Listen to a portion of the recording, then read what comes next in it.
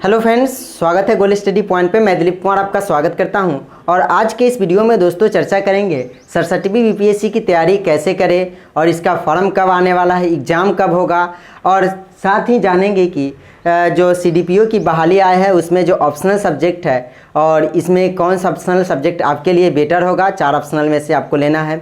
उसके बाद है कि बीपीएससी ऑडिटर का भी जो बहाली आया था उसका भी एग्ज़ाम कब होने वाला है और इसके लिए कौन कौन से बुक लिस्ट है, तो बुक लिस्ट भी आपको चर्चा करेंगे।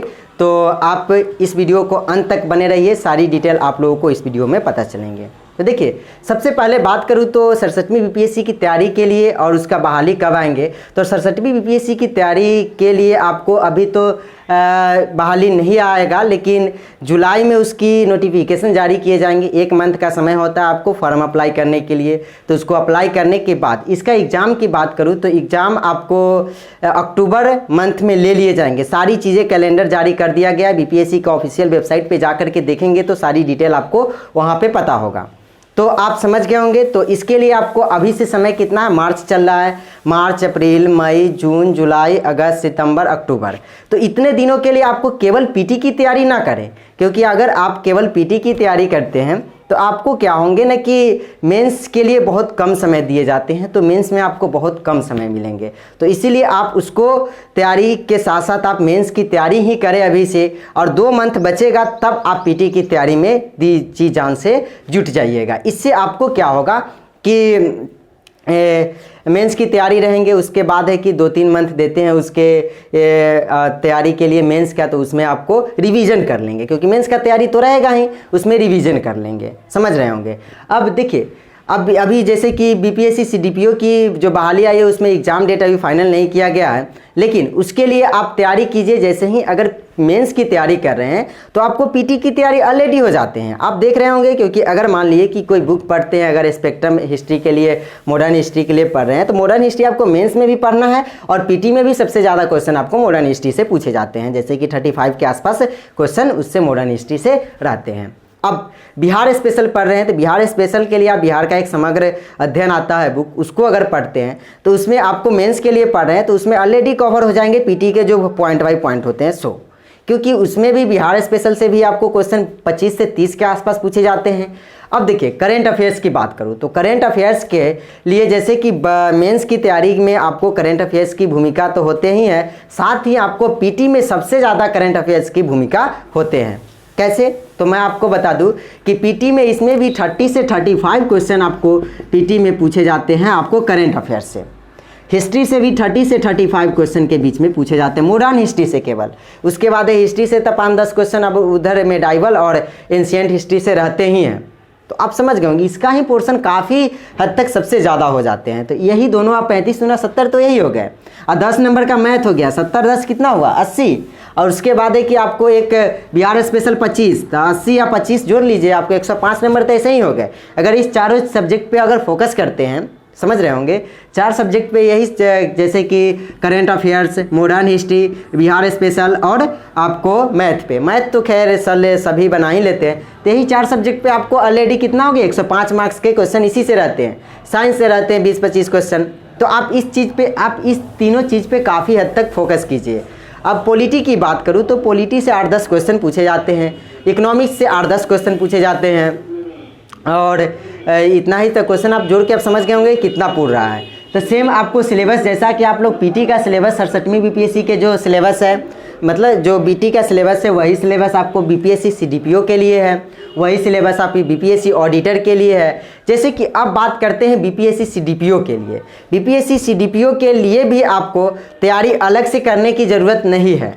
बहुत सारे ऐसे होंगे जिसका जो कहने का अर्थ हुआ कि ले रखे होंगे पहले से ही LSW 4 सब्जेक्ट जिसमें लेना है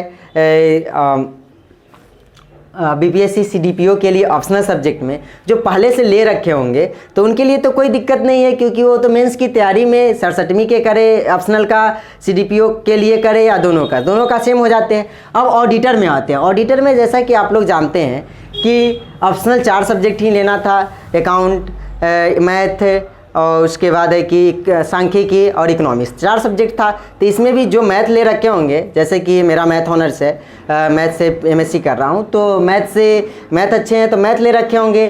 चाहे जो सब्जेक्ट अलग से ले रखे होंगे, तो एमएससी फाइनल हो गया है, तो उसके बाद है तो मैथ्स के एमएससी के लेवल का तो क्वेश्चन नहीं पूछे जाएंगे, क्योंकि वो क्वेश्चन पूछे जाते हैं आपको बीएससी का लेवल का ही क्वेश्चन, आपको लगभग क्वेश्चन उसी के पर रहते हैं। अगर किसी भी एग्ज़ाम के जो ऑप्शनल सब्जेक्ट होता है उसको लेकिन डीपली क्वेश्चन पूछे जाते हैं, जैसा कि आप लोग जानते हैं। अब देखिए, अब बुक लिस्ट की मैं बात करूं तो बुक लिस्ट के लिए जैसा कि मैं आपको बता दूं कि हिस्ट्री के लिए आप एक तो प्रीवियस ईयर पेपर आप घटना चक्र का रख सकते हैं, जैसा कि ये आपको 2020 का है और इसका 2021 भी आने वाला है, लेकिन आप इसका भी रख सकते हैं। ये काफ़ी बेस्ट पुस्तक होती है, आप इसको एक बार पढ़ सकते हैं और पढ़ करके लगभग क्वेश्चन आपको इसी से रिपीट हो जाते हैं। अगर स्पेक्ट्रम पढ़ रहे हैं मॉडर्न हिस्ट्री को तो वो सबसे बेटर है मेंस के लिए, उसको आप मेंस के लिए स्पेक्ट्रम को पढ़ना काफ़ी ज़रूरी है, क्योंकि मेंस में अगर स्पेक्ट्रम नहीं पढ़ते हैं तो उसमें आपको दिक्कत हो जाएंगे।